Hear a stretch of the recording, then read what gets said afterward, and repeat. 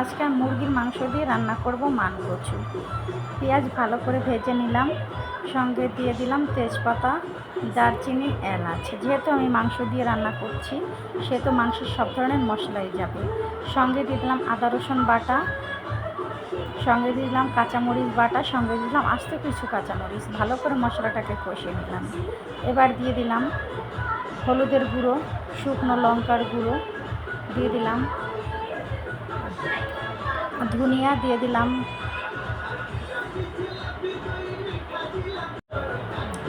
জিরে। ভালো করে আমি মশলাটাকে কষিয়ে নিয়ে এবার আমি মুরগির মাংসগুলো দিয়ে দেব। ভালো করে মুরগির মাংসটাকে আমি ঢেকে ঢেকে সুন্দর করে কষিয়ে নিলাম। এবার আমি দিয়ে দিব মানকচুটাকে আমি লবণ দিয়ে মাখিয়ে কিছু সময় রেখে দিয়ে তারপরে সুন্দর করে একটু সেদ্ধ করে নিয়েছি। এবার আমি মানকচুটাকে দিয়ে ভালো করে কষিয়ে নিলাম সুন্দর করে। যখন কষানো হয়ে গেল আমি দিয়ে দিলাম কুসুম গরম পানি। ভালো করে ফুটিয়ে সুন্দর করে আমি এখন রান্না করে নিব। ঝোলটা গাঢ় হওয়া পর্যন্ত আমি ভালো করে রান্না করব, যেহেতু মাংসটাও কচুটা সেদ্ধ হতে হবে। মাংসটাও কচু সেদ্ধ হয়ে আসছে ভালো করে।